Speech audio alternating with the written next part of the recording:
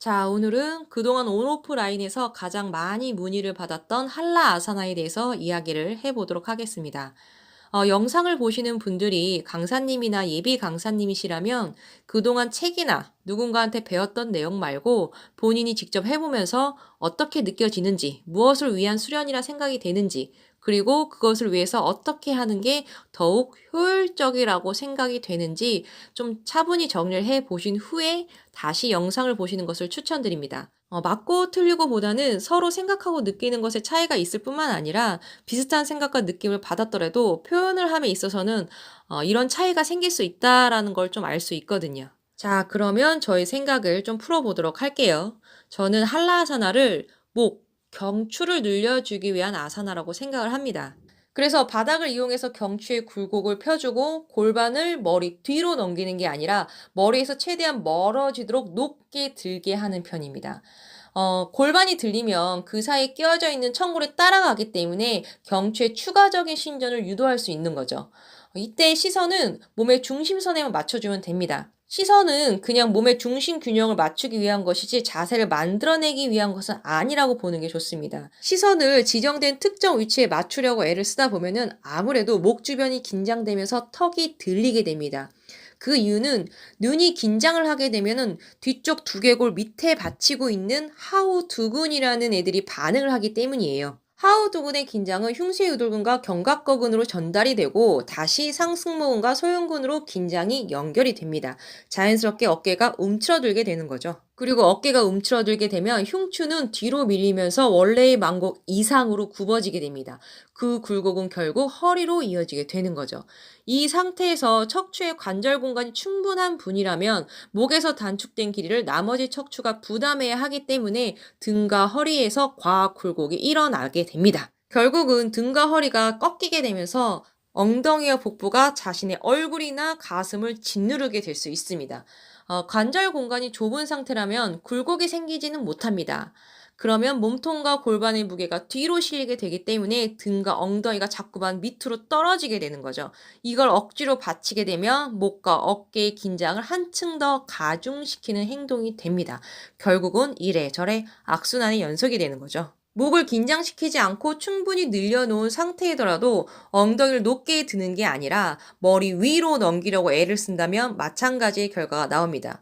경추는 바닥에 밀착되어 있기 때문에 원래 굴곡의 역방향으로 밀리거나 꺾이지는 않습니다. 하지만 허리는 원래의 굴곡과 반대의 방향으로 휘어져 있고 거기에다가 수직 하강의 힘인 중력의 압력을 그냥 고스란히 받게 되기 때문에 오히려 꺾일 가능성이 높아지는 거죠.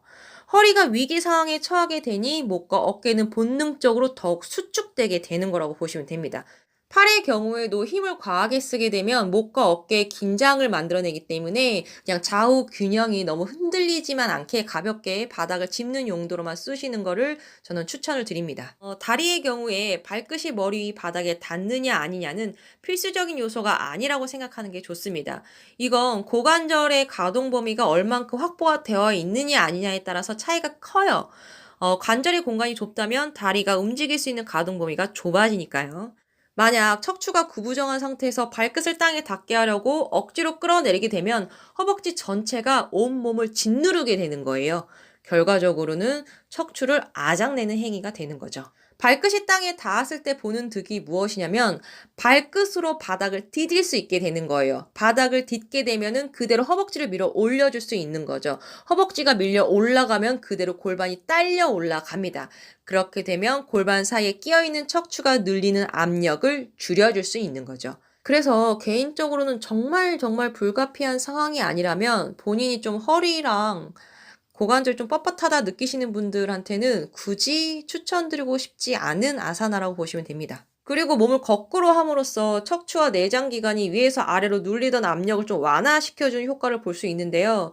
몸을 둥그렇게 말아버리게 되면은 복부가 가슴을 찍어 누르게 되기 때문에 압력의 완화보다는 반대로 다시 압력을 주는 거라고 보시면 되세요. 예, 뭐 이해는 이, 눈에는 눈도 아니고 별로 의미가 없어지는 거죠.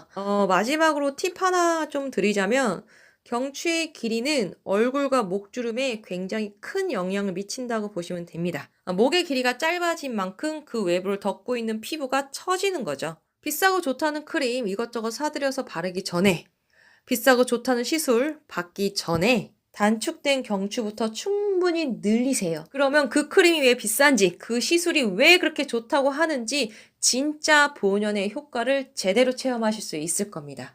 예, 뭐 젊은 분들이시라면은 오히려 그런 크림이나 시술 같은 게 전혀 필요 없어지실 수도 있어요. 주변에서 좀 엄하게 큰돈 들여서 별 효과 못 본 케이스를 꽤 많이 봐서 좀 마음이 안타까워서 굳이 이런 얘기를 드리게 됐네요. 자, 오늘 이야기는 여기까지고요. 저는 다음 시간에 다시 뵙도록 하겠습니다.